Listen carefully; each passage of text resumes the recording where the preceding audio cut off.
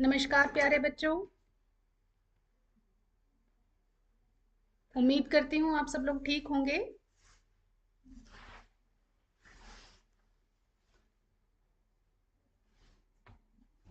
अभी कुछ स्टूडेंट्स अभी भी जुड़ रहे हैं।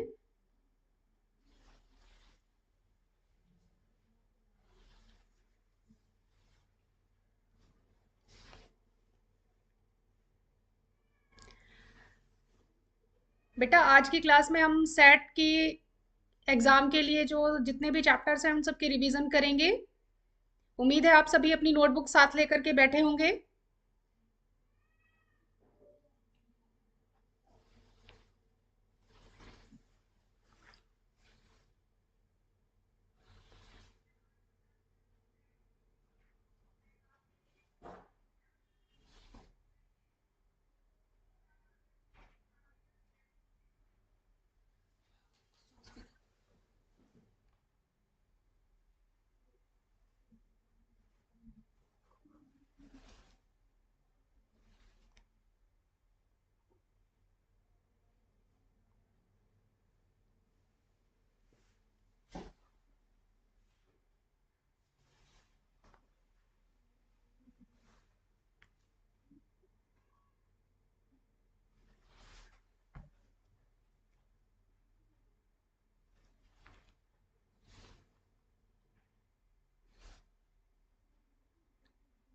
Good evening students.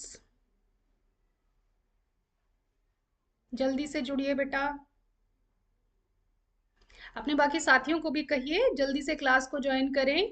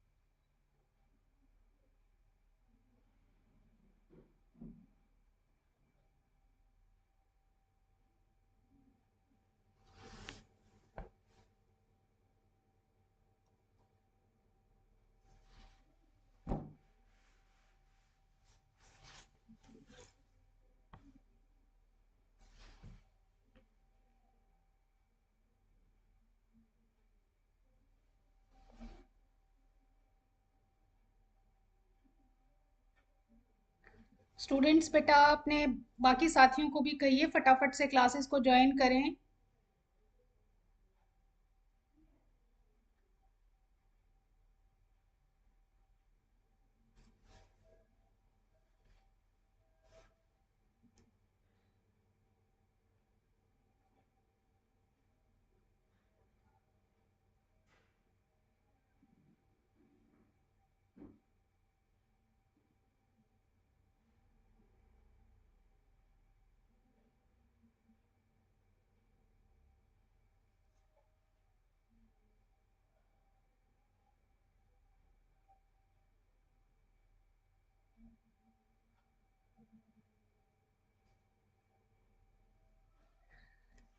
Very good बेटा। Good evening to all.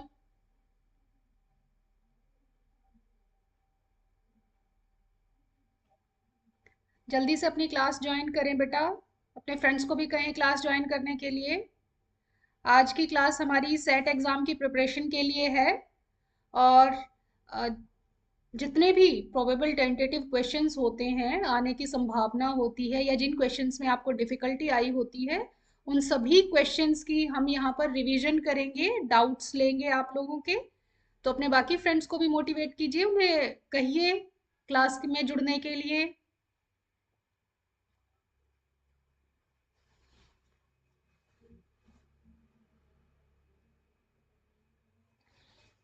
तब तक मुझे बताइए, 12 स्टूडेंट्स हमारे साथ जुड़ चुके हैं।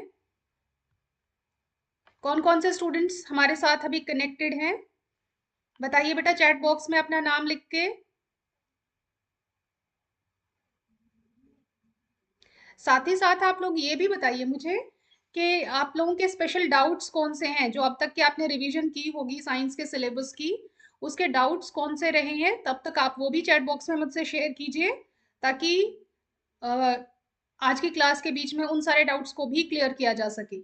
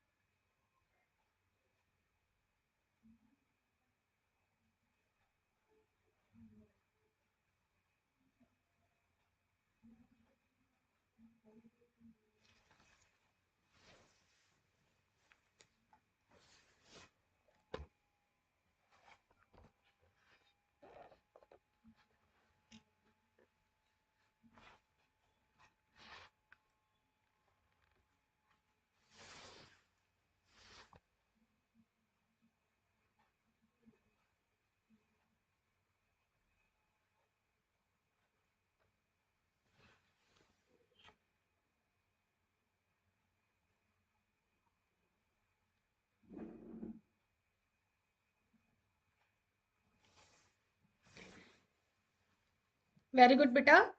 38 स्टूडेंट्स हमारे साथ कनेक्ट हो चुके हैं अभी भी। बेटा आप सभी का वेलकम है आज की लाइव क्लास में।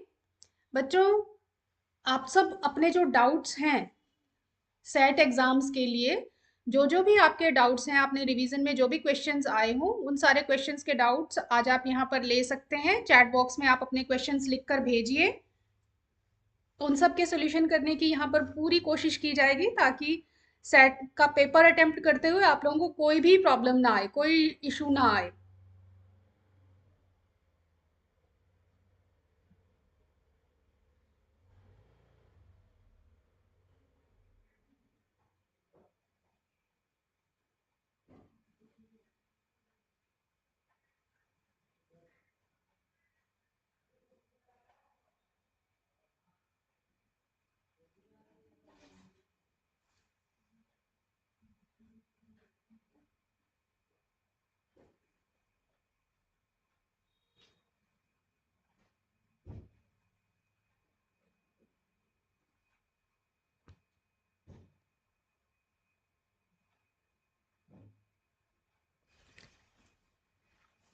चलिए बेटा, हम अपनी आज की क्लास शुरू करते हैं।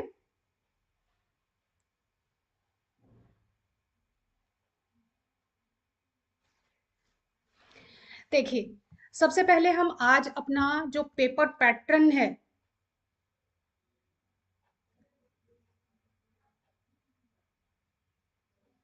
वो डिस्कस करना शुरू करते हैं बेटा, कि हमारा पेपर पैटर्न क्या रहेगा।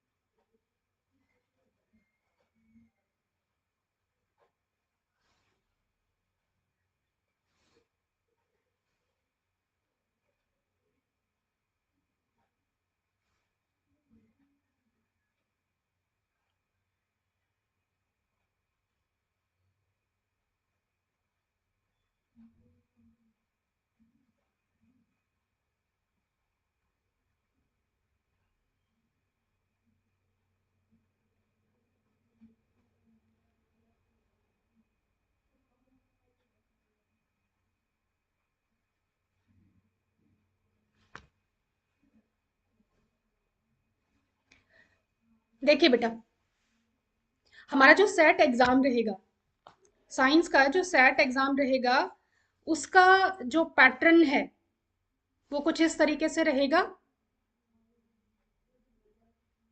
1 मार्क्स के आप यहाँ देख सकते हैं, 1 मार्क्स के जो हैं वो 8 क्वेश्चंस आपके सामने होंगे, 1 मार्कर, जिनमें से 3 क्वेश्चंस होंगे, मल्टीपल चॉइस क्वेश्चन होंगे, एमसीक्यू टाइप होंगे, जिनमें आपको ऑप्शंस दिए जाएंगे और उन ऑप्शंस में से आपने एक करेक्ट आंसर को चूज करना है। 2 क्वेश्चन जो है वो fill in the blanks type होंगे, जिनमें जैसे फिल इन द ब्लैंक्स छोटी क्लासेस में आपके आते आए हैं कि कोई एक वर्ड मिसिंग होगा, उस वर्ड को आपने उसमें इंसर्ट करना है। 2 क्वेश्चन होंगे वन वर्ड आंसर टाइप, जैसे कोई डेफिनेशन आपको ऑलरेडी दे दी जाएगी, ये पूछ लिया जाएगा ये डेफिनेशन किसकी है, या कोई एग्जाम्पलर क्वेश्चन होगा इस टाइप से कि कोई एग्जाम्पल आपसे पूछा जाएगा। एक क्वेश्चन जो है वो असर्शन रीजन टाइप क्वेश्चन होगा। बेटा लास्ट जब आपकी सेट एग्जाम्स की प्रिपरेशन थी या हाफ ईयरली की प्रिपरेशन थी, तब भी आपको असर्शन रीजन वाले क्वेश्चन से थोड़ा सा इंट्रोडक्शन आप लोगों का कराया गया था कि असर्शन रीजन में क्या होता है। एक स्टेटमेंट दी जाती है जो कि असर्शन होती है, हमें ये फाइंड आउट करना होता है कि वो सही है या गलत है। दूसरा उसी के साथ एक और स्टेटमेंट दी होती है जो रीजन के नाम से होती है, और हमने ये चेक करना होता है कि वो जो रीजन वाली स्टेटमेंट है क्या वो सही है या गलत है, और अगर सही है तो क्या हमारी जो पहली स्टेटमेंट है उसका वो सही आंसर है, सही एक्सप्लेनेशन है। इस टाइप के क्वेश्चन होंगे। तो टोटल जो 1 मार्कर क्वेश्चन है हमारे वो 8 नंबर के होंगे। 8 क्वेश्चन होंगे, 8 ही नंबर के होंगे। फिर 2 मार्कर क्वेश्चन, क्योंकि जो शॉर्ट आंसर टाइप क्वेश्चन है ना वो 2 पार्ट्स में डिवाइडेड होते हैं, एक 2 मार्कर और एक 3 मार्कर। तो हमारे पेपर में 2 मार्कर क्वेश्चंस जो हैं वो 3 क्वेश्चंस होंगे, तो टोटल 6 मार्क्स के। फिर शॉर्ट आंसर टाइप क्वेश्चंस जो हैं यानी 3 मार्कर जो क्वेश्चन है वो 2 होंगे, वो भी टोटल 6 मार्क्स के होंगे। ऐसे टाइप क्वेश्चन यानी 5 नंबर के जो क्वेश्चन होते हैं, बड़े क्वेश्चंस जो होते हैं, वो 2 क्वेश्चंस आपके पेपर में आएंगे, 10 मार्क्स के वो हो गए, तो टोटल 30 मार्क्स का आपका पेपर होगा। 15 क्वेश्चंस होंगे उसमें और 30 नंबर का पेपर होगा। जो 5-5 नंबर के क्वेश्चंस होंगे उनमें ऑप्शन गिवन होगा, चॉइस होगी। चॉइस में भी एक बात का ध्यान आप लोगों ने जरूर रखना है, कई बार कोई किसी भी 5 नंबर के क्वेश्चन में दो ऑप्शन, 2 पार्ट्स दे रखी होती हैं। जैसे मान लो 10th क्वेश्चन है, 10th ए, 10th बी, फिर उसी के नीचे एक और ऑप्शन में जो क्वेश्चन होता है उसमें भी ए और बी पार्ट दे रखे होते हैं। बेटा यहाँ बहुत सारे स्टूडेंट्स क्या मिस्टेक करते हैं, ए पार्ट हमने ऊपर वाले क्वेश्चन का कर दिया, बी पार्ट नीचे वाले क्वेश्चन का कर दिया। ऐसी गलती हमने बिल्कुल भी नहीं करनी, क्योंकि ऐसे में जो हमारा क्वेश्चन होता है ना बेटा, वो इवेल्युएट नहीं किया जाता, वो कंप्लीट नहीं माना जाता। उनमें से कोई एक पार्ट ही आपका कंसिडर किया जाएगा, दूसरे पार्ट के मार्क्स जो हैं वो नहीं मिलेंगे। तो हमने ध्यान क्या रखना है कि जिसका हमने ए पार्ट चूज किया है उसी का बी पार्ट करना है। अगर नीचे वाले सेक्शन से हमने ए और बी एक कोई एक सेक्शन एक पार्ट चूज किया है तो दूसरा पार्ट भी उसी ऑप्शन का चूज करना है। होपफुली आप लोगों को ये जो पेपर पैटर्न है ये क्लियर होगा। चलिए सिलेबस की तरफ पढ़ते हैं कि हमारा सिलेबस क्या है, कौन कौन से चैप्टर्स आने हैं।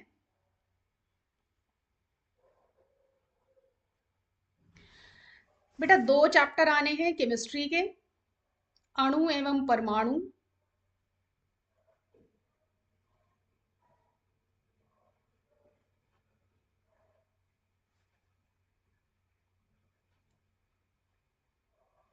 और दूसरा चैप्टर आना है परमाणु की संरचना। 2 चैप्टर हमारे आने हैं, अणु एवं परमाणु आपकी बुक का जो 3rd चैप्टर है, और 4th चैप्टर परमाणु की संरचना।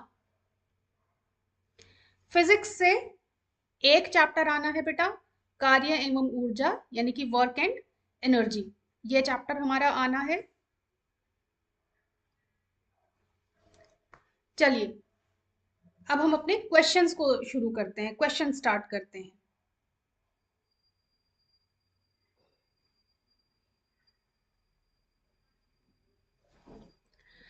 हमारा फर्स्ट क्वेश्चन है, एमसीक्यू टाइप क्वेश्चन है ये। इस क्वेश्चन का आपने आंसर एमसीक्यू की फॉर्म में ही करना है। बहते पानी में किस प्रकार की ऊर्जा होती है। आपको 20 सेकंड का टाइम मैं दे रही हूं, जल्दी से आप अपना इस क्वेश्चन का आंसर चैट बॉक्स में टाइप करें फटाफट से।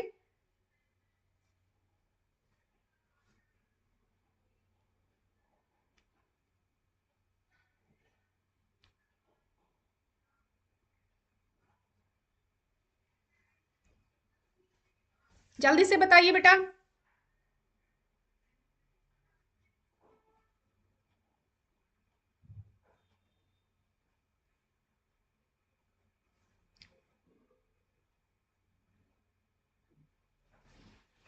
बहुत सारे आंसर हमारे पास आ रहे हैं।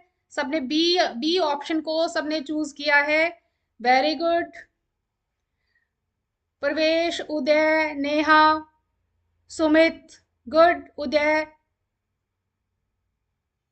Very good. संगीता, दीपक वर्मा,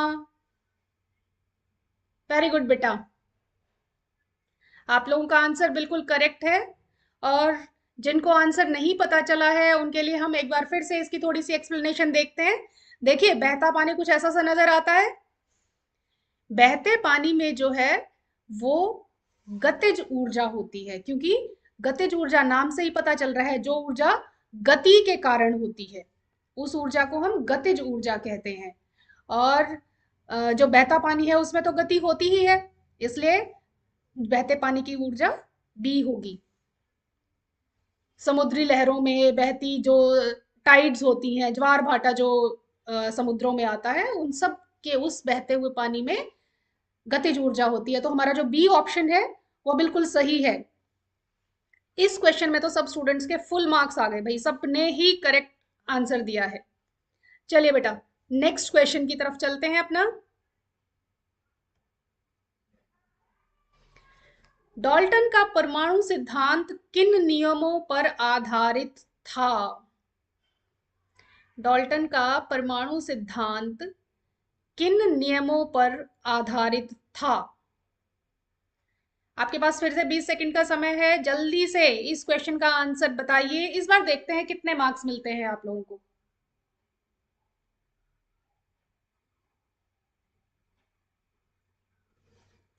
जल्दी से चैट बॉक्स में आंसर लिखिए।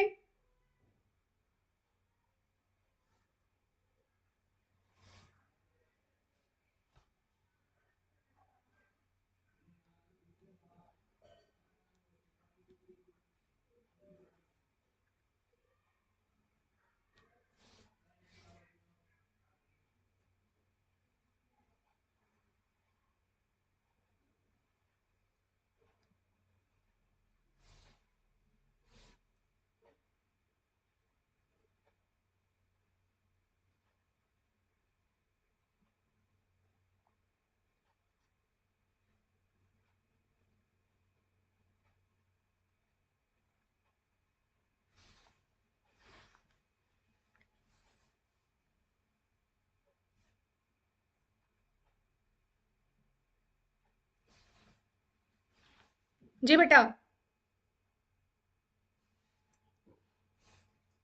डाल्टन का परमाणु सिद्धांत किन नियमों पर आधारित था?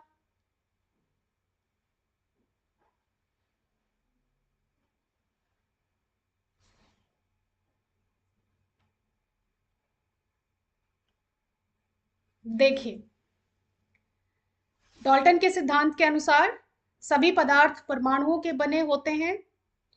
भौतिक परिवर्तन में पदार्थ के गुण बदल जाते हैं, जबकि रासायनिक परिवर्तन में जो है वो एक से ज्यादा नए पदार्थ बनते हैं। और रासायनिक संयोजन में क्या होता है, परमाणु और अणु आपस में मिलजुल कर नए अणु और परमाणु बनाते हैं, नए रासायनिक पदार्थ बनाते हैं। और इसके अगर पोस्टुलेट्स आपको याद हो तो इसने जो हमारा लॉ ऑफ कांस्टेंट प्रोपोर्शंस है और लॉ ऑफ केमिकल कॉम्बिनेशन है, उन सभी का प्रयोग करके हमारे इस जो डाल्टन एटॉमिक थ्योरी है वो दी थी। तीसरा क्वेश्चन, ये भी एक एमसीक्यू टाइप क्वेश्चन है बेटा। परमाणु त्रिज्या को किस में मापा जाता है? परमाणु त्रिज्या को किस में मापा जाता है? ये थोड़ा सा डिफिकल्ट क्वेश्चन रहेगा आपके लिए, थोड़ा सा आपको डिफिकल्ट लग रहा होगा इसमें कि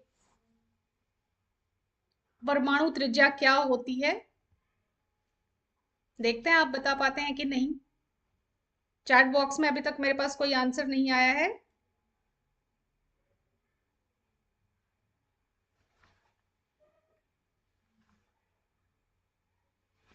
बिल्कुल सही, ए। गुड, शाबाश। परवीन, अर्नव, सोमवीर, उदय, सुखदीप, वेरी गुड। सभी ने ए आंसर दिया है। मैंने तो सोचा था ये डिफिकल्ट क्वेश्चन रहेगा आपके लिए, लेकिन आप सबने इसका भी बहुत अच्छे से आंसर किया। इसका मतलब सारे कंसेप्ट्स जो हैं आपके क्लियर हैं और बहुत अच्छी आप लोगों की प्रिपरेशन चल रही है। उत्तर है, सही उत्तर है ए पार्ट, यानी कि नैनोमीटर में हम जो है वो एटम का जो न्यूक्लियस है उसको मेजर करते हैं। पहले देखते हैं कि ये असल में अ, होता क्या है। जो परमाणु नाभिक है वो क्या होता है, किसी भी एटम का, जैसे हमें ये दो एटम्स एक जैसे से नजर आ रहे हैं, किसी भी एटम का जो उसके न्यूक्लियस से, उसके नाभिक से लेकर और लास्ट जो शेल है जहां आखिरी इलेक्ट्रॉन भरा जाता है वहां तक की जो कुल दूरी है, उस दूरी को हम एटॉमिक रेडियस कहते हैं। और ये इतनी छोटी होती है, जो परमाणु की त्रिज्या है वो इतनी छोटी होती है कि उसको हम आसानी से आंखों से तो देख ही नहीं सकते हैं। तो उसको मापने के लिए भी हमें बहुत ही छोटी इकाई का प्रयोग करना पड़ता है, बहुत छोटी इकाई। जैसे कि हमें दूरी को मापना हो तो हम आसानी से मीटर में, किलोमीटर में, इनमें माप सकते हैं, इनमें बता सकते हैं कि ये डिस्टेंस इतने मीटर है या इतने किलोमीटर है। लेकिन एटम का साइज इतना छोटा होता है कि उसको हम किलोमीटर में या मीटर्स में नहीं मेजर कर सकते। तो उसके लिए बहुत ही छोटी इकाई नैनोमीटर यूज की जाती है। और जो नैनोमीटर है, एक नैनोमीटर 10⁻⁻9 मीटर के बराबर होता है। 10⁻⁻9 मीटर के बराबर एक नैनोमीटर होता है। उम्मीद करती हूँ ये क्वेश्चन सबको क्लियर होगा। ओके, खुशी, सूफिया, गुड, मुस्कान, वेरी गुड बेटा, शाबाश। सबने सही उत्तर दिया है इसका। और एक्सप्लेनेशन भी हमने जरूर याद रखनी है बेटा। जरूरी नहीं है कि कोई भी एक क्वेश्चन जो है वो एमसीक्यू की फॉर्म में हमने यहाँ समझाया है तो आपके एग्जाम में भी एमसीक्यू फॉर्म में ही आ जाएगा। वो हो सकता है वो क्वेश्चन आपका 1 मार्कर क्वेश्चन में फॉर्म में पूछ लिया जाए, तो आपको उसकी एक्सप्लेनेशन भी साथ पता होनी चाहिए। चलिए अगले क्वेश्चन की तरफ चलें।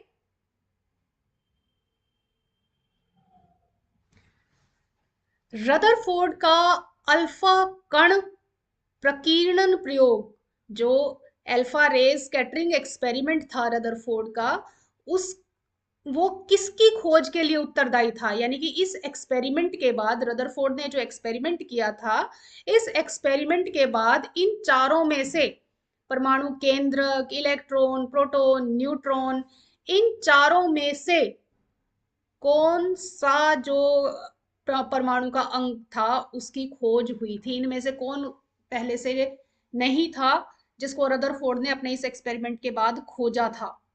फिर से 20 सेकंड का टाइम। यस कशिश,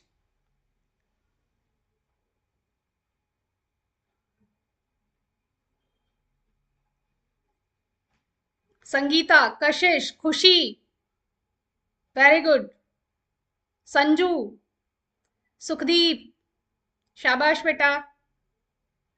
सभी आंसर दीजिए, लेकिन मोस्टली आंसर्स जो हैं वो बी आ रहे हैं।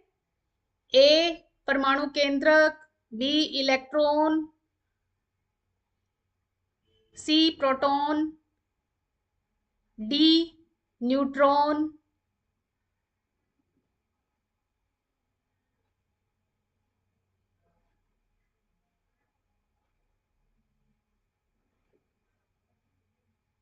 जल्दी से बताइए।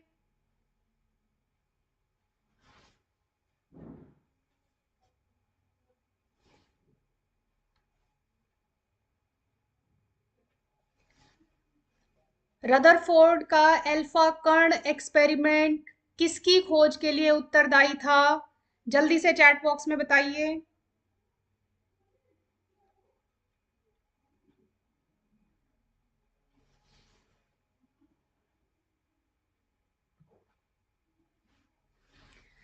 बिल्कुल सही, सही उत्तर है ए। और ज्यादातर स्टूडेंट्स ने ए उत्तर ही दिया था, लेकिन जिन्होंने बी जवाब दिया था उनको समझने की जरूरत है बेटा कि इलेक्ट्रॉन्स जो हैं वो पहले ही खोजे जा चुके थे। अगर आपको याद हो तो हमने अपने फोर्थ चैप्टर में ही पढ़ा है। जे जे थॉमसन का एक्सपेरिमेंट पढ़ा है, फिर हमने गोल्डस्टीन के बारे में पढ़ा है। तो थॉमसन ने इलेक्ट्रॉन्स को डिस्कवर किया था, गोल्डस्टीन ने प्रोटॉन्स को डिस्कवर किया था, और जेम्स चैडविक ने न्यूट्रॉन्स को डिस्कवर किया था। तो ये जो हमारा नाभिक है वो अल्फा स्कैटरिंग एक्सपेरिमेंट का जो है वो रिजल्ट था। देखो याद करो, कुछ ऐसा सा एक्सपेरिमेंट हमने अपनी किताब में पढ़ा था। इस एक्सपेरिमेंट में क्या था? एक गोल्ड फॉयल, पतली सी गोल्ड फॉयल के आर पार के ऊपर अल्फा जो कण थे उनकी बौछार कराई गई थी। और इन अल्फा कणों की बौछार के बाद ये ऑब्जर्व किया गया था कि जो अल्फा की रेज हैं, अल्फा किरणें हैं, वो सामने जाकर के क्या वो सीधी चली जाती हैं, टेढ़ी होती हैं, या कितने एंगल पर मुड़ती हैं, या वापस आती हैं। तो इस ऑब्जर्वेशन के बाद ये पता लगाया गया था कि ये जो नाभिक से होने वाली जितनी भी किरणें थी वो अपनी ही दिशा में वापस 180 डिग्री पर मुड़कर वापस चली जाती थी। और अल्फा कण जो थे वो खुद से पॉजिटिव चार्ज के थे, खुद उनके ऊपर जो है वो धन आवेश था। तो इस वजह से क्या पता चला कि जो सेंटर है उसके नाभिक के ऊपर, उसके ऊपर कहीं ना कहीं पॉजिटिव चार्ज है। दूसरी बात क्या हुई कि जो किरणें वहां से आकर के, एक पर्टिकुलर एरिया ऐसा था जहां से आकर के किरणें जो है उससे टकराई और किसी एंगल पर मुड़ रही थी। दो तीन ऑब्जर्वेशन थी ना इस एक्सपेरिमेंट की। एक तो ज्यादातर जो अल्फा किरणें थी वो सीधी चली गई, ये देखिए आपको दिखाई दे रही ना, ज्यादातर जो है वो सीधी चली गई। कुछ एक जो है आपको ये एंगल्स पर बेंड दिखाई दे रही हैं, और कुछ ऐसी थी अपने ही रास्ते पर वापस चली गई। अपने ही रास्ते पर वापस चली गई उसका अर्थ क्या था कि केंद्र के ऊपर, सेंटर के ऊपर जो है वो पॉजिटिव चार्ज प्रेजेंट है। जैसा अल्फा किरणों पर चार्ज है वैसा ही चार्ज उसके कहीं ना कहीं केंद्र पर उपस्थित है। दूसरा, इनका किसी चीज से टकरा करके इस प्रकार मुड़ जाना, उससे क्या पता चल रहा था कि जो ये जहां पर ये टकराई है वहां कुछ ना कुछ भारी इसके जो वस्तु है इसके अंदर वो उपस्थित है। इसका मतलब क्या है? एटम का सारा भार वहां पर उपस्थित है, जिसके कारण कि उसने इन किरणों को डाइवर्ट कर दिया, इन किरणों की दिशा मोड़ दी। तो इसका मतलब क्या है कि रदरफोर्ड एक्सपेरिमेंट से, और जो जिसकी खोज हुई थी वो है नाभिक। A part, A answer is correct. चलिए अगले क्वेश्चन की ओर।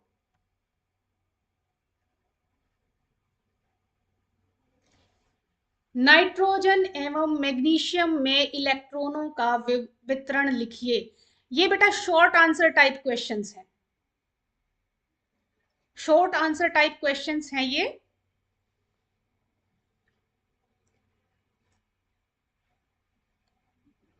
इन क्वेश्चंस को भी बेटा सॉल्व करने की कोशिश जरूर कीजिए। चलिए मैं थोड़ी सी आपकी हेल्प करती हूँ। नाइट्रोजन से हम शुरू करते हैं। पहले तो मुझे बताइए नाइट्रोजन, या ये बताइए इलेक्ट्रॉनों का जो वितरण लिखना है वो लिखने के लिए हम कौन से रूल का प्रयोग करेंगे? चैट बॉक्स में जल्दी जल्दी लिखिए। चैट बॉक्स में मुझे बताइए नाइट्रोजन और मैग्नीशियम में इलेक्ट्रॉनों का वितरण लिखने के लिए हम कौन सी टेक्निक का यूज करेंगे, या किन शेल्स में हमने इलेक्ट्रॉन भरने हैं?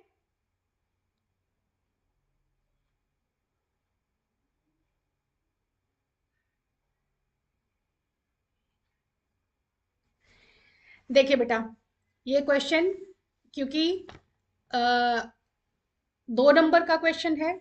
एक नंबर नाइट्रोजन के इलेक्ट्रॉनिक विन्यास के लिए और दूसरा नंबर मैग्नीशियम के इलेक्ट्रॉनिक विन्यास के लिए है। इसको बहुत ही ध्यान से आपने सुनना और समझना है, क्योंकि ऐसा क्वेश्चन ये आपके एग्जाम में डेफिनेटली पूछा जा सकता है। सिर्फ एग्जाम्पल चेंज हो सकते हैं, नाइट्रोजन की जगह पर कोई और एग्जाम्पल होगा, मैग्नीशियम की जगह पर कोई और एग्जाम्पल होगा। इसके लिए बेटा सबसे पहले आप लोगों को अपने 1 से लेकर के 20 तक के जितने भी एटम्स हैं, जितने एलिमेंट्स हैं, उन सब का एटॉमिक नंबर जो है वो आप लोगों को याद रखना होगा, क्योंकि जो एटॉमिक नंबर होता है उतने ही इलेक्ट्रॉन्स होते हैं। जब, वेरी गुड सुखदीप, 2n² लिखा आपने, वेरी गुड। यशनागर आपने भी कोशिश की है, गुड। सूफी, शाबाश, गुड बेटा।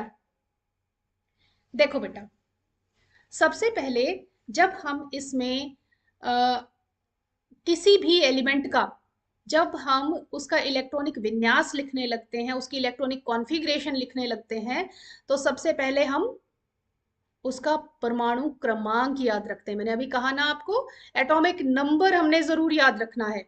जो नाइट्रोजन है उसका एटॉमिक नंबर 7 होता है। उसके बाद इन इलेक्ट्रॉन्स को हमने डिफरेंट डिफरेंट शेल्स में भरना है, डिफरेंट डिफरेंट कक्षाओं में भरना है। तो सबसे पहले के, फिर एल, फिर एम, फिर एन, इस तरीके से शेल्स होती हैं। उन शेल्स में सबसे पहले हम के कक्षा में इलेक्ट्रॉन भरेंगे, 2 इलेक्ट्रॉन। उसमें हमने 2n² रूल के अकॉर्डिंग पढ़ा है कि पहली शेल में 2 इलेक्ट्रॉन्स ही आ सकते हैं, दूसरी शेल में 8 इलेक्ट्रॉन आ सकते हैं। तो इस प्रकार से के शेल में, नाइट्रोजन के के शेल में 2 इलेक्ट्रॉन्स आए, 7 में से 2 तो फर्स्ट में आ गए। नेक्स्ट शेल के लिए, दूसरी शेल यानी कि एल के लिए हमारे पास बचे 5 इलेक्ट्रॉन्स। तो नाइट्रोजन का जो इलेक्ट्रॉनिक विन्यास है वो हो गया 2 एंड 5। देखिए इस प्रकार से ये इलेक्ट्रॉन्स भरे जाएंगे। हमें पता है जो एटॉमिक स्ट्रक्चर है उसमें सेंटर में प्रोटॉन्स और न्यूट्रॉन्स प्रेजेंट होते हैं। पॉजिटिव चार्ज गिनिए जरा कितना है इसमें। इस स्ट्रक्चर में आपको पॉजिटिव चार्ज कितना नजर आ रहा है, कितना दिख रहा है सेंटर में? 1, 2, 3, 4, 5, 6 और 7। क्योंकि किसी भी एटम में जितने इलेक्ट्रॉन्स होते हैं उतने ही प्रोटॉन्स होते हैं। और अगर किसी के पास 7 इलेक्ट्रॉन्स है, उसका परमाणु क्रमांक 7 है, तो 7 ही प्रोटॉन होंगे और 7 ही न्यूट्रॉन्स होंगे। नाइट्रोजन के केस में जो न्यूट्रॉन्स हैं वो भी 7 ही होते हैं। तो और ये हमारे जो बाहर की कक्षाओं में जो है वो इलेक्ट्रॉन्स दिख रहे हैं। पहले के शेल में 2 इलेक्ट्रॉन्स, दूसरी एल शेल में 1, 2, 3, 4, 5। जहां जहां मेरा कर्सर घूम रहा है आप देख सकते हैं टोटल 5 इलेक्ट्रॉन्स हैं। फिर इसी प्रकार से हम मैग्नीशियम का देखेंगे कि मैग्नीशियम का परमाणु क्रमांक 12 है। KLM में जब हम इनको डिस्ट्रीब्यूट करते हैं तो 2, 8 और 2 इलेक्ट्रॉन्स जो है वो बचते हैं। इसी प्रकार से मैग्नीशियम का स्ट्रक्चर बन सकता है जिसमें 2, दूसरी शेल में 8 और तीसरी शेल में फिर से 2 इलेक्ट्रॉन्स जो है वो दर्शाए गए हैं। तो बेटा आपने अपने 1 से लेकर के 20 तक के सभी एलिमेंट्स के एटॉमिक नंबर याद करने हैं और उनका ये इलेक्ट्रॉनिक कॉन्फ़िगरेशन याद करना है। ठीक है, चलिए अगले क्वेश्चन पर चलते हैं। ये एक न्यूमेरिकल टाइप क्वेश्चन है बेटा और बहुत इंपॉर्टेंट क्वेश्चन है। मोस्टली जो भी बोर्ड के आपको सैंपल पेपर्स मिलेंगे या जो प्रीवियस ईयर क्वेश्चंस मिलेंगे उनमें आपको ये क्वेश्चन जरूर मिलेगा। यदि ब्रोमीन परमाणु 2 समस्थानिकों 13 Br 49.7%, 35 ब्रोमीन 50.3% के रूप में उपलब्ध है, तो ब्रोमीन परमाणु के औसत परमाणु द्रव्यमान की गणना करें। इसका हमने औसत जो है वो परमाणु द्रव्यमान कैलकुलेट करना है। देखिए बेटा, ये मैं जानती हूँ चैट बॉक्स में इस क्वेश्चन को सॉल्व करके दिखाना आप लोगों के लिए आसान नहीं होगा, इसीलिए अपनी नोटबुक और पेन साथ में रखें और इसको अब नोट करना है आपने, बहुत ध्यान से देखना है। क्योंकि बेटा इसमें एक इशू आता है छोटा सा। साइंस में जब आप न्यूमेरिकल्स को सॉल्व करने लगते हैं, इवन मैथ्स में भी जब सॉल्व करते हैं, तो हमें ब्रैकेट्स का बहुत ध्यान रखना होता है। यहाँ भी हमें कैलकुलेशंस में उन्हीं चीज़ों का ध्यान रखना है। देखिए न्यूमेरिकल्स को सॉल्व करते हुए सबसे पहले हम क्या करते हैं, ये देखते हैं कि हमारी स्टेटमेंट में दे क्या रखा है। पहले हम जो दी हुई चीज़ें हैं वो ढूंढते हैं सारी, फिर जो उसमें फॉर्मूला यूज होना है वो देखते हैं और फिर हम अपनी कैलकुलेशंस करते हैं। अगर हम इनको सारी चीज़ों को स्टेप वाइज फॉलो करते हैं तो हमारे मार्क्स कटने की गुंजाइश ना के बराबर हो जाती है। ठीक है, आइए ध्यान से देखना है बेटा।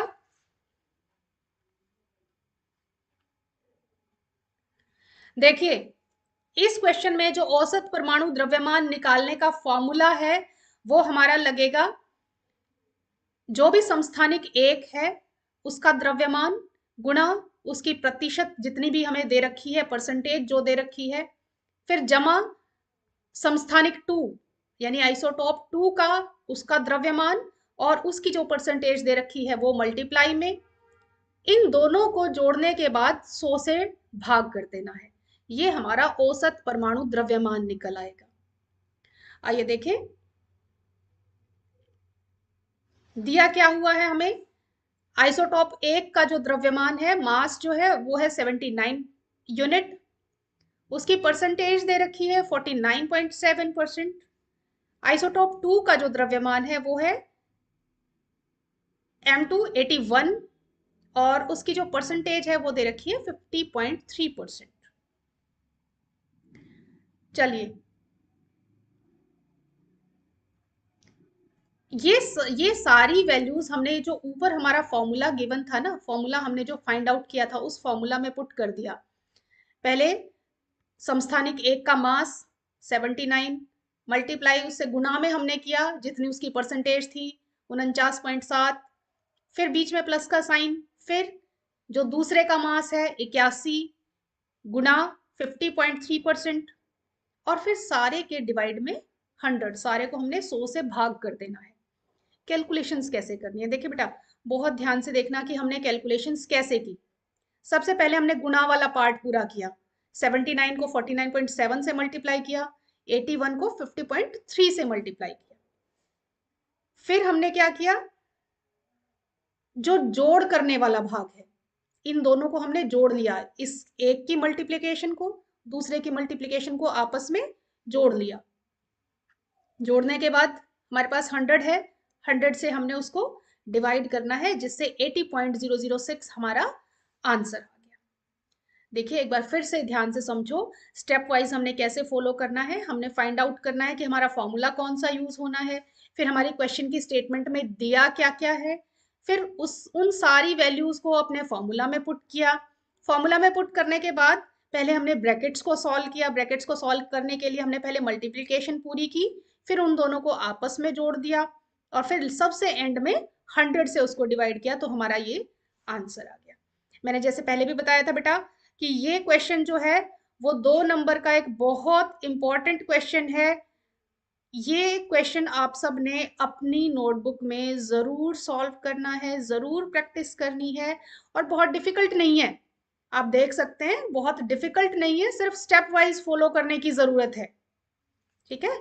और अगर मान लो आपसे कैलकुलेशन में कोई एरर हो भी जाता है तो भी आपने क्वेश्चन को, किसी भी क्वेश्चन को अनअटेम्प्टेड नहीं छोड़ना, क्योंकि आपके जो पेपर में जो भी मार्किंग स्कीम होती है उसके अकॉर्डिंग आपके हर एक स्टेप के मार्क्स होते हैं। अगर आपने फॉर्मूला लिखा है उसके अलग मार्क्स होंगे, अगर आपने उस फॉर्मूला की वैल्यू भी पुट कर दी है तो अलग मार्क्स होंगे, अगर आपका आंसर भी करेक्ट आ गया है तो फुल मार्क्स होंगे। तो हर एक स्टेप पे आपको मार्क्स मिलेंगे, इसलिए किसी भी क्वेश्चन को अनअटेम्प्टेड तो आपने छोड़ना ही नहीं है, जरूर पूरा करने की कोशिश करनी है। ब्रिज किशोर, मंजू वर्मा, शाबाश बेटा। सिर्फ इतना सा ही, सिर्फ ओके मैम या यस मैम कहने से बात नहीं बनेगी। मैं उम्मीद करती हूँ आप सब लोग अपनी नोटबुक भी साथ लेकर बैठे होंगे और साथ साथ क्वेश्चन को सॉल्व भी कर रहे होंगे। चलिए अगले क्वेश्चन की तरफ चलते हैं। चैट बॉक्स में बताएं तो मुझे अगले क्वेश्चन की तरफ चलें कि नहीं चलें। शैल वी प्रोसीड, चलें अगले क्वेश्चन पे। ओके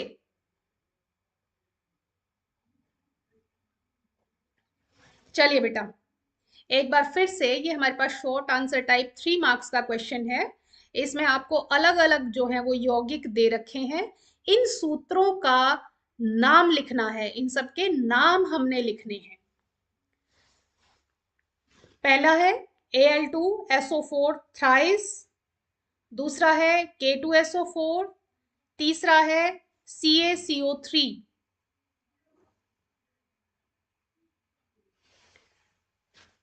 बताइए इनका नाम। ये नाम आप चैट बॉक्स में लिख सकते हैं।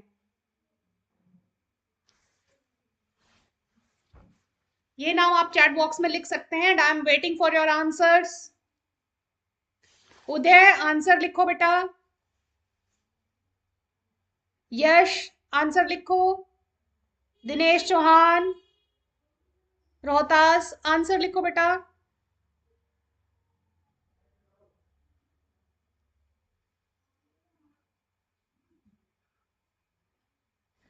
बेटा एल्यूमिनियम सल्फर ऑक्सीजन अलग अलग नाम नहीं लिखना इनका, पूरे यौगिक का नाम लिखना है, पूरा क्या है। संगीता वेरी गुड बेटा, आंसर करने की कोशिश कीजिए। कोमल यशनागर,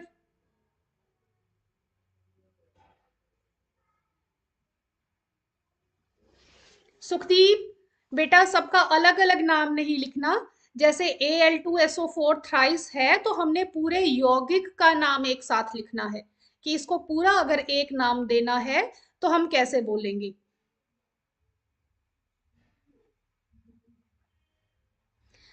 जैसे कोई आपसे पूछे आपके घर में कौन सा न्यूज़पेपर आता है, और आपके घर में अगर अमर उजाला आता है तो क्या आप बोलेंगे, आप अमर उजाला ऐसे बोलेंगे। कितना फनी हो जाएगा ना अगर हम सारी चीजों को ऐसे ऐसे बोलेंगे तो। हम क्या करते हैं, हम उन सारी चीजों को मिलाकर एक नाम बोलते हैं ना, पूरा एक साथ बोलते हैं अमर उजाला, दैनिक भास्कर। जैसे हमारे भी नाम होते हैं, मेरा नाम है वंदना भारद्वाज, तो मैं भी तो पुनः पूरा ही नाम बोलूंगी ना एक साथ। ऐसे ही इन सूत्रों के हमने पूरे नाम लिखने हैं, बताइए। Good Ankit very good, aluminium sulphate good. Hemlata potassium sulphate very good बेटा। संगीता ने भी सॉल्व कर लिया। Ram Pratap good, calcium carbonate very good, बिल्कुल सही। चलिए आंसर देखते हैं बेटा। सबसे पहले है हमारे पास Al2SO4 थ्राइस, इसका नाम है एल्यूमिनियम सल्फेट। यहाँ इसमें एक क्वेश्चन और थोड़ा सा ट्विस्ट करके पूछा जा सकता है बेटा, नाम के साथ साथ ये पूछा जा सकता है कि इसमें आयन कौन कौन से प्रेजेंट थे। तो यहाँ मैंने सॉल्यूशन में आपको आयंस भी अलग अलग करके बताए हैं, ताकि आप लोगों को ये पता रहे कि यही क्वेश्चन दूसरे किस तरीके से पूछा जा सकता है। एल्यूमिनियम सल्फेट Al2SO4 थ्राइस है, और उसमें जो आयंस प्रेजेंट है वो है Al3 पॉजिटिव और SO4 2 नेगेटिव। जो दूसरा हमारा कंपाउंड था K2SO4, इसका नाम है पोटेशियम सल्फेट, और इसमें आयंस प्रेजेंट है K पॉजिटिव और SO4 2 नेगेटिव। इसी प्रकार कैल्शियम कार्बोनेट CaCO3, और इसमें जो आयंस प्रेजेंट है वो है Ca2 positive and CO3 2 negative. ठीक है, गुड। अब तो सभी बच्चों का आंसर बिल्कुल सही आ गया है, उदय, मानसिंह, निशा, सबने सबने सही आंसर देने की कोशिश की है, बहुत अच्छी बात है बेटा। थोड़ा सा ट्विस्टेड क्वेश्चन आया है, ये तो मैं पक्का कह सकती हूँ कि आप लोग सॉल्व नहीं कर पाओगे। देखते हैं कर पाएंगे कि नहीं कर पाएंगे, हो सकता है मुझे ही गलत साबित कर दे, क्योंकि पिछले क्वेश्चन में भी मैंने ऐसे ही कहा था कि आप लोगों के लिए डिफिकल्ट होगा, और आपने सबने आंसर किया था। और उम्मीद करती हूँ इसमें भी आप मुझे गलत ही साबित करेंगे। हमारा क्वेश्चन है, यदि किसी परमाणु में इलेक्ट्रॉनों की संख्या 8 और प्रोटॉनों की संख्या भी 8 है, तो उसका परमाणु क्रमांक क्या है और उस परमाणु पर आवेश कितना है। आप लोगों की मेमोरी चली जाए चली जाए, क्योंकि अभी ये पिछले क्वेश्चन में मैंने ये कंसेप्ट बताया था। मैं सोच रही हूँ अगर आप लोगों को वो कंसेप्ट याद ना रहे तो कैसा रहे, फिर तो आप गलत ही आंसर करोगे, क्योंकि अभी अभी 2 क्वेश्चन पहले मैंने इस क्वेश्चन का आंसर आप लोगों को बताया है, जब हम नाइट्रोजन वाला क्वेश्चन कर रहे थे। ब्रिज किशोर, ये क्वेश्चन आता है, वेरी गुड बेटा, शाबाश। मैंने तो पहले ही कहा था कि मुझे लग रहा है कि आप लोग मुझे गलत साबित करेंगे। गुड, आंसर्स भी आने शुरू हो गए हैं, शाबाश। नितिन, राम प्रताप, अर्णव, सभी ने 8, परमाणु क्रमांक 8 है, परमाणु पर आवेश कितना है ये भी बताइए। फर्स्ट क्वेश्चन का आंसर सबने सही दिया है, परमाणु क्रमांक 8 है, उस पर आवेश कितना है वो भी बताइए। चार्ज कितना है, मंजू चार्ज भी बताओ बेटा।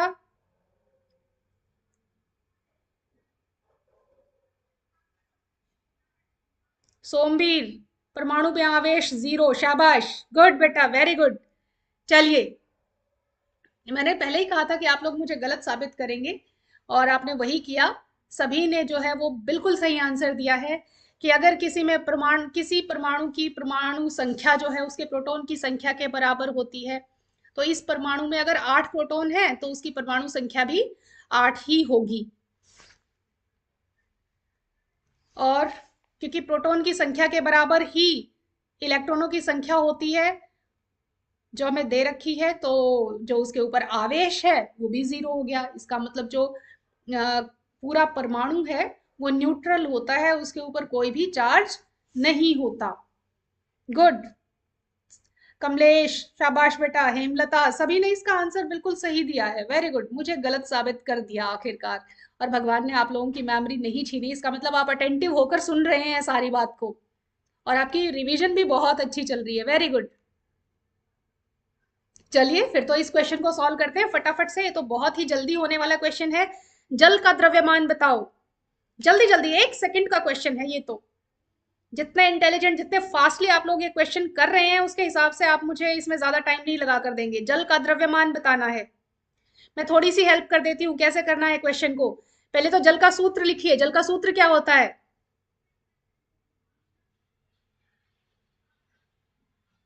जल का सूत्र लिखने के बाद जो द्रव्यमान निकालना है वो कैसे निकालना है? उस सूत्र में जो जो परमाणु यूज हुए हर किसी का जो परमाणु द्रव्यमान है वो लिखिए, टोटल कीजिए और उसको जोड़ दीजिए।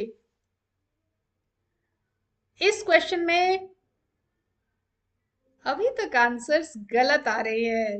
बिल्कुल। अंजलि, कृति, शहरी,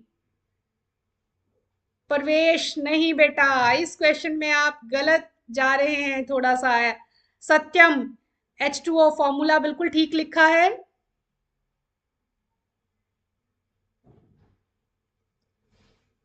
चलिए बेटा आंसर देखते हैं।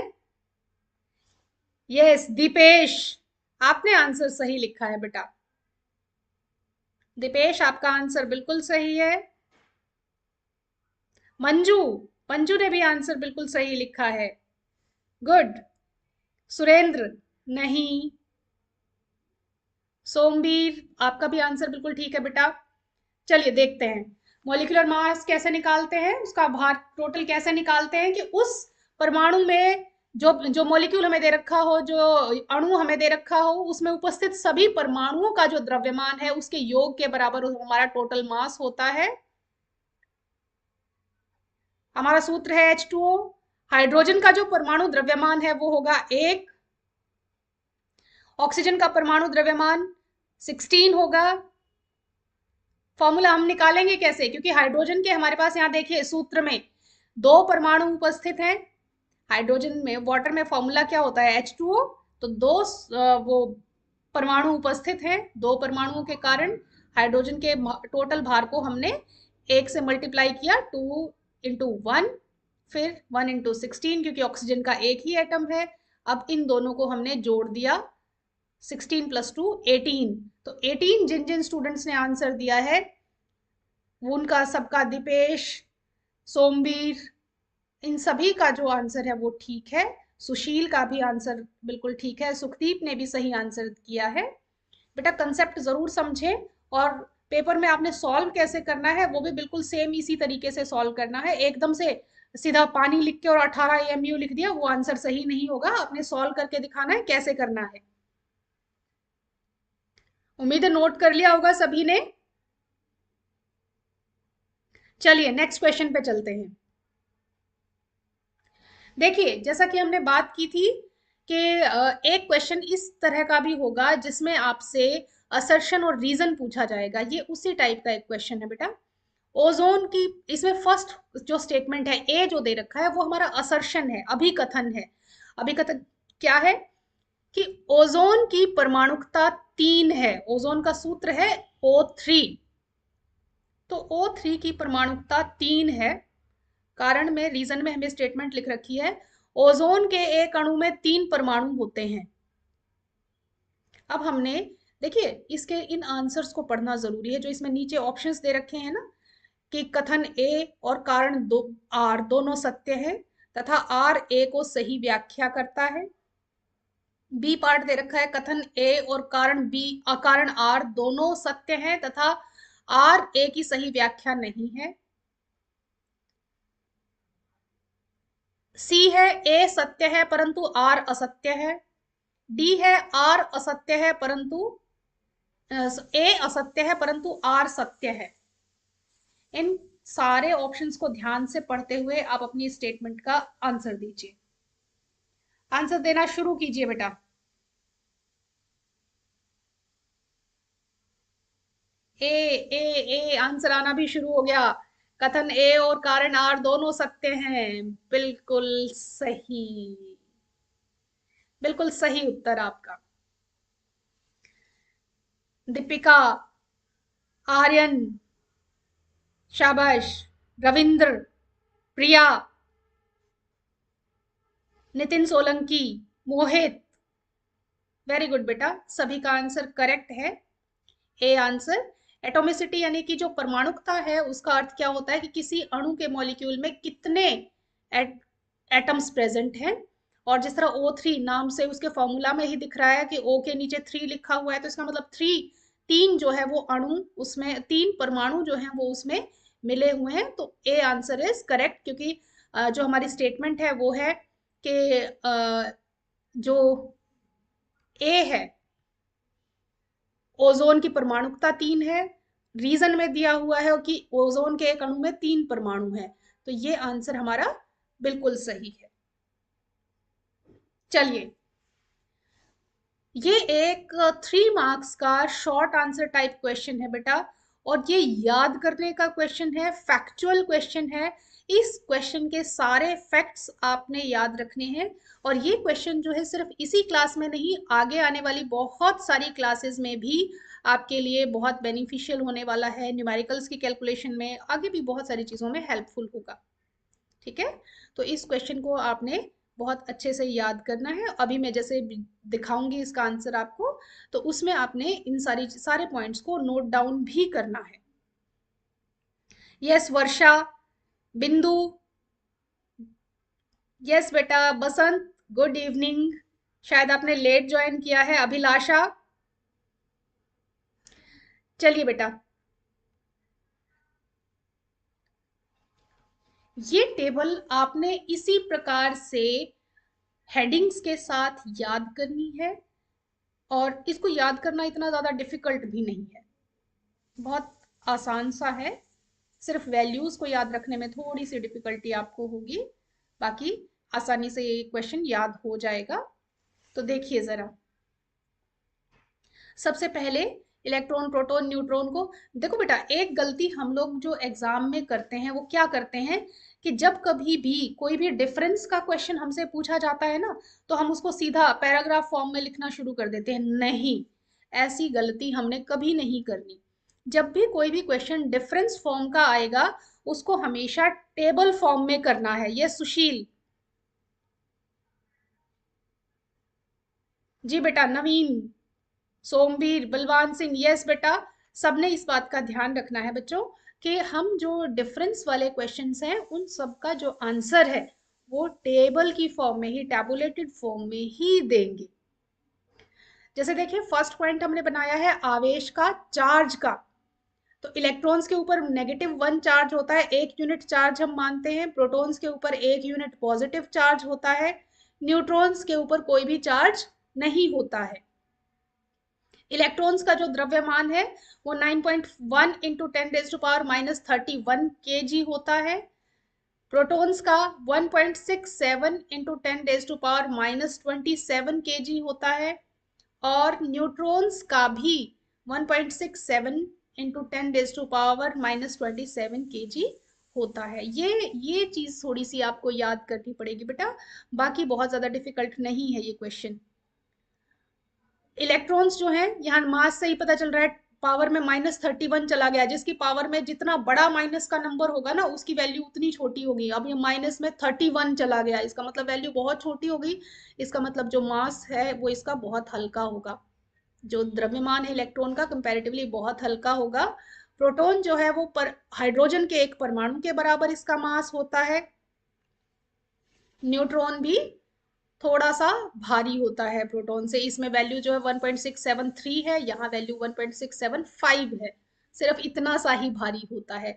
लेकिन जब हम इनके जो बिल्कुल माइक्रोस्कोपिक यूनिट्स में इस मास को मेजर करते हैं ना, तो ये जो पॉइंट थ्री थर्ड डिजिट पे आकर के भी जो 0.2 का डिफरेंस है ना, वो डिफरेंस भी बहुत बड़ा होकर के आगे आता है। इलेक्ट्रॉन्स कहाँ पाए जाते हैं? बाहरी कक्ष में पाए जाते हैं। प्रोटॉन्स और न्यूट्रॉन्स दोनों न्यूक्लियस में प्रेजेंट होते हैं। इलेक्ट्रॉन्स जो हैं वो रासायनिक बंधन बनाने में, बॉन्ड्स बनाने में, और जो इलेक्ट्रॉन्स का जो फ्लो है उसके कारण ही इलेक्ट्रिसिटी प्रोड्यूस होती है, वहाँ इनका यूज है, वो इनका रोल है। प्रोटॉन्स जो है वो बैलेंस्ड रखते हैं, हमारे न्यूक्लियस को बैलेंस रखता है। और इसके ऊपर क्योंकि पॉजिटिव चार्ज है, तो जितना नेगेटिव चार्ज उतना पॉजिटिव चार्ज, तो अल्टीमेटली एटम को भी बाइंड करके रखता है, वो बिखरने नहीं देता है। नहीं तो इलेक्ट्रॉन्स इधर उधर भागते रहेंगे। अब जितना नेगेटिव चार्ज उतना ही पॉजिटिव चार्ज, तो दोनों के बीच में आकर्षण होगा, जिसकी वजह से जो एटम है पूरा वो बंध के रहेगा, जुड़ के रहेगा। और जो न्यूट्रॉन है वो नाभिकीय स्थिरता को बनाए रखता है इसके ऊपर, क्योंकि कोई भी पूरा चार्ज इसके ऊपर खुद जीरो चार्ज होता है, तो ये किसी भी तरीके से एटम के चार्ज को इफेक्ट नहीं करता। नोट डाउन कर लिया सभी क्वेश्चन, सभी ने ये क्वेश्चन? शेखर, आकांक्षा,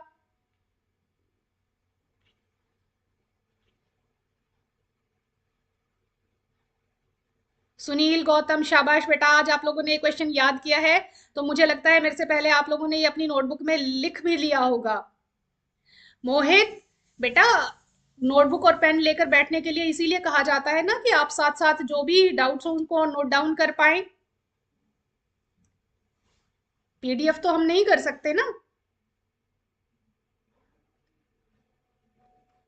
चलिए नेक्स्ट क्वेश्चन देखिए। वह ध्वनि जो कई आवृत्तियों के मिश्रण से उत्पन्न होती है वह डैश कहलाती है और सुनने में सुखद होती है।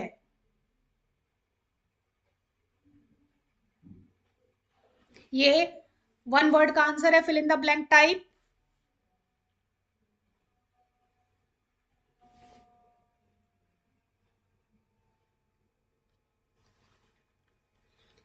दीपेश वेरी गुड बेटा, लिख लिया, शाबाश।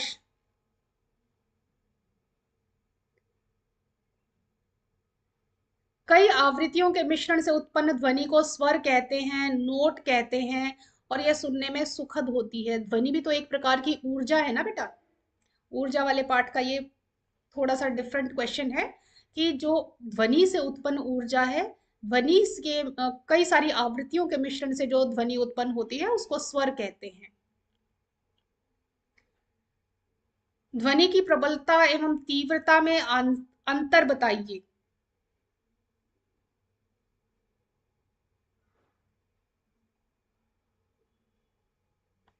Loudness and intensity.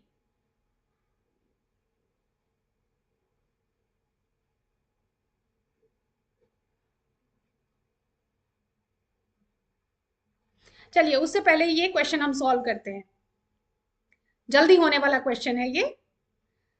ध्वनि वाले क्वेश्चन को हम फिर देखेंगे। सबसे पहले हम पहले ऊर्जा वाले पार्ट से, जो बेसिक क्वेश्चन है, जिनके ऊपर सबसे ज्यादा क्वेश्चन आते हैं, सबसे ज्यादा ये क्वेश्चन पूछा जाता है, पहले हम वो क्वेश्चन सॉल्व करना शुरू करते हैं, ताकि लाइव क्लास में ही हमारे सारे क्वेश्चन सॉल्व हो सके। सबसे पहले स्थितिज ऊर्जा और शक्ति, इन दोनों को डिफाइन करना है।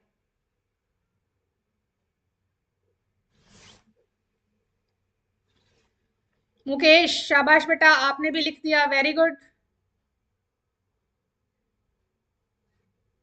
चलिए बेटा, स्थितिज ऊर्जा यानी पोटेंशियल एनर्जी जो है, वो किसी भी वस्तु की स्थिति के कारण होती है, उसकी जो अवस्था है उसके कारण, जो निश्चित ऊंचाई पर होती है उसके कारण उसकी ऊर्जा होती है। और इसको हम डिफाइन कैसे करेंगे? वस्तु का द्रव्यमान गुणा गुरुत्वाकर्षण का भाग क्षेत्रफल इंटू ऊंचाई, यानी कि मास इंटू जी इंटू एच। पोटेंशियल एनर्जी का जो फॉर्मूला है वो mgh है, और इसकी इकाई जूल है। ऊर्जा की जो इकाई है वो क्या है? जूल, इसका मात्रक जूल है। शक्ति क्या होती है? शक्ति वह दर है जिसके द्वारा कोई भी काम किया जाता है, और शक्ति को जो हम डिफाइन करते हैं उसकी जो यूनिट होती है वो होती है वाट। तो एक वाट बराबर एक जूल बटा एक सेकंड। एक जूल कार्य अगर उसने किया है और वो कार्य उसने एक सेकंड में किया है, तो उसकी वह जो दर है वो शक्ति कहलाती है, पावर कहलाती है।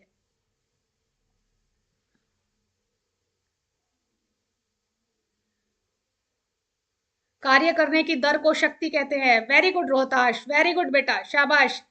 संगीता, शाबाश बेटा। आप सबने बहुत अच्छे से, मुझे खुशी इस बात की है कि आपने चैट बॉक्स में भी सेंटेंस के रूप में आंसर लिखने की कोशिश किया है। सुखदीप, वेरी गुड बेटा, वेरी गुड। शक्ति, कार्य करने की क्षमता को शक्ति कहते हैं, कार्य करने की दर को शक्ति कहते हैं। शाबाश, गुड, वेरी गुड बेटा। चलिए नेक्स्ट क्वेश्चन पर चलते हैं। 60 किलोमीटर, बेटा अब न्यूमेरिकल्स आ गए हैं, ये न्यूमेरिकल सेक्शन आपके लिए बहुत जरूरी है। 60 किलोमीटर घंटा की वेग से चलती 1500 किलोग्राम की कार को रोकने के लिए किए जाने वाले कार्य की गणना करें। कार्य बताना है, हमें स्पीड दे रखी है, हमें मास दे रखा है, आंसर बताना है। चलिए जल्दी से हम इसके आंसर की तरफ चलते हैं। कार का द्रव्यमान हमारे पास है 1500 किलोग्राम। कार की प्रारंभिक गति है 60 किलोमीटर प्रति घंटा, जिसको हमने मीटर प्रति सेकंड में कन्वर्ट कर लिया, 16.67 मीटर प्रति सेकंड। और जो काइनेटिक एनर्जी निकालने का, क्योंकि हमने एनर्जी निकालनी है, कितनी ऊर्जा हमने यूज की वो फाइंड आउट करना है, तो काइनेटिक एनर्जी का फॉर्मूला है हाफ एम वी स्क्वायर। ये फॉर्मूला हम पुट करेंगे। जब हमने इसमें ये वैल्यू पुट की, हाफ मल्टीप्लाई मतलब 1/2 गुना 1500, एम की वैल्यू रख दी, 16.67 जो है वो v की वैल्यू रख दी, वेलोसिटी की वैल्यू रख दी। इन सब को जब हम सॉल्व करते हैं तो काइनेटिक एनर्जी का जो फॉर्मूला है वो हमारे पास आ जाता है 200 मात्रा, सॉरी, इन जब की कैलकुलेशन से जो हमारा आंसर आता है वो आता है 208,417.5 जूल। ध्यान से देखिए, इस सारी पूरी कैलकुलेशन को सॉल्व करने से जो हमारा आंसर आया वो आया है 2,08,417.5 जूल। कैलकुलेशंस करना मैंने बेटा पिछले क्वेश्चन में आपको सिखाया था। सबसे पहले हम क्या करेंगे, इसका स्क्वायर खोल लेंगे, फिर इन सारे स्क्वायर्स को आपस में अगर हम मल्टीप्लाई करके देखते हैं, या 2 से पहले डिवाइड कर लिया, उसके बाद जब हम मल्टीप्लाई करेंगे तो हमारा ये फाइनल आंसर हमारे पास आ जाएगा। नेक्स्ट क्वेश्चन, समस्थानिक से आप क्या समझते हैं? किसी समस्थानिक का एक उदाहरण दीजिए। अंकुर, वेलकम बेटा, गुड। बसंत, शाबाश। मोहनी, यस बेटा। समस्थानिक से आप क्या समझते हैं? चलिए क्वेश्चन देखते हैं आगे, आंसर इसका। समस्थानिक वे परमाणु होते हैं जो किसी तत्व के होते हैं, लेकिन एक ही प्रकार के तत्व के होंगे, लेकिन उनमें जो प्रोटॉन्स की संख्या है वो तो समान होगी, लेकिन न्यूट्रॉन की संख्या बदल जाती है। यानी कि उनके जो रासायनिक गुण हैं वो समान होते हैं, लेकिन उनके जो भौतिक गुण हैं, जैसे द्रव्यमान है, स्थिरता है, वो अलग अलग हो जाते हैं। तो समस्थानिक कौन से होंगे? एक ही परमाणु, एक ही तत्व के परमाणु जिनमें प्रोटॉनों की संख्या तो समान है, लेकिन जो न्यूट्रॉन की संख्या है वो बदल जाती है, और न्यूट्रॉन की संख्या की वजह से तो भार अलग हो जाता है। तो समस्थानिकों का जो एटॉमिक नंबर है, परमाणु क्रमांक है, वो तो सेम रहता है, लेकिन जो परमाणु द्रव्यमान है यानी एटॉमिक मास है वो चेंज हो जाता है। इनकी मुख्य विशेषताएं क्या है? अभी हमने ये डिस्कस किया, यही सारी बातें हमने डिस्कस की हैं, तो इन सबको आपने पेन डाउन करना है। जैसे यहाँ हाइड्रोजन के जो समस्थानिक हैं उनका उदाहरण है H1, H2, H3। अब यहाँ देखिए एटॉमिक नंबर सब में सेम है 111, लेकिन जो मास नंबर जो ऊपर लिखा जाता है वो है अलग अलग 1, 2, 3।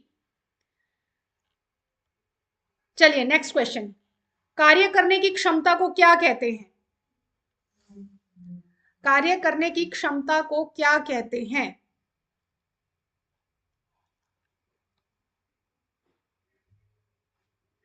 सुनील, भावना, वेरी गुड बेटा।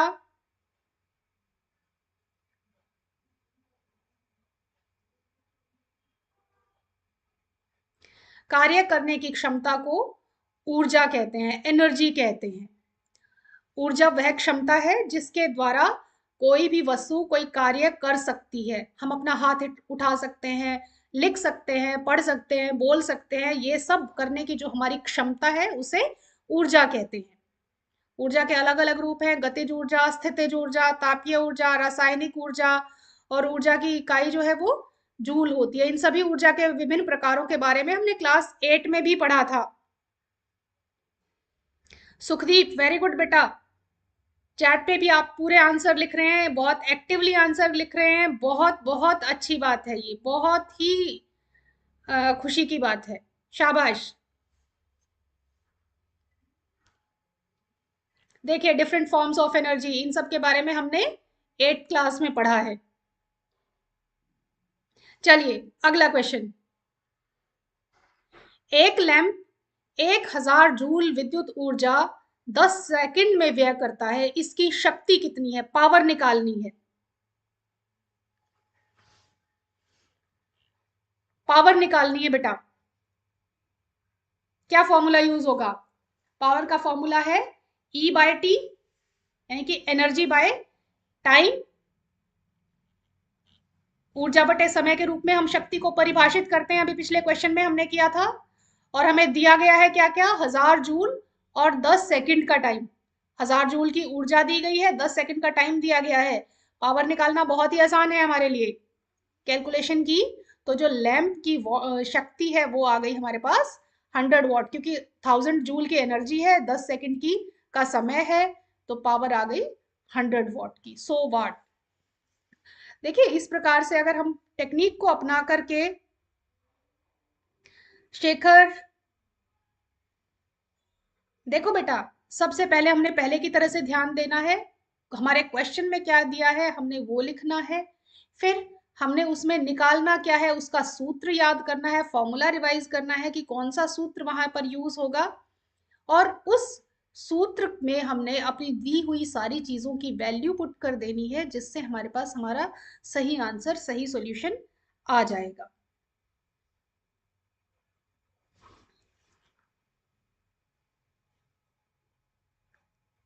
चलिए अगले क्वेश्चन की ओर चल रहे हैं। किसी वस्तु की गतिज ऊर्जा क्या होती है? गतिज ऊर्जा के लिए व्यंजक लिखो। गतिज ऊर्जा क्या होती है ये तो हमने पहले भी डेफिनेशन में पढ़ा है बेटा। अभी फर्स्ट क्वेश्चन में हमने जहां नदी में जो बहते पानी की ऊर्जा के बारे में हमने ऊर्जा पढ़ी थी, वो गतिज ऊर्जा होती है, ये हमने पढ़ा था। उसका जो फॉर्मूला है वो है हाफ mv², जहां m जो है वो वस्तु के द्रव्यमान को रिप्रेजेंट करता है, उसके मास को रिप्रेजेंट करता है, और v वस्तु के वेग को, यानी कि वेलोसिटी को रिप्रेजेंट करता है। तो इसका जो काइनेटिक एनर्जी का जो फॉर्मूला है वो है हाफ mv²। और काइनेटिक एनर्जी का हमें पता है, कोई भी जो चलती हुई वस्तु है, जो गतिमान वस्तु है, प्रत्येक गतिमान वस्तु में काइनेटिक एनर्जी, गतिज ऊर्जा जो है वो उपस्थित होती है।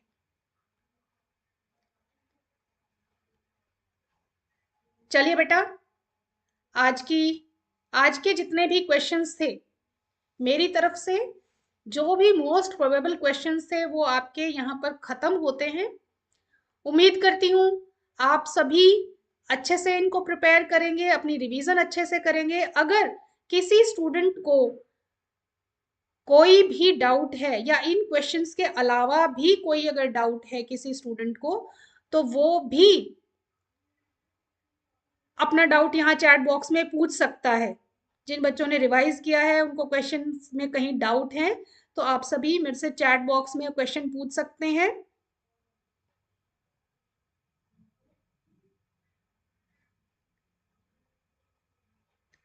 Thank you Deepak. Yes Deepesh, thank you बेटा। सुमी, थैंक यू बेटा, thank you so much. Good. Shankar, very good बेटा, thank you so much. Aryan, इस प्रकार मैं उम्मीद करती हूँ कि आप सभी के जो डाउट्स हैं वो भी हम ले पाए, और जो क्वेश्चंस हैं वो भी हम आपके सॉल्व कर पाए।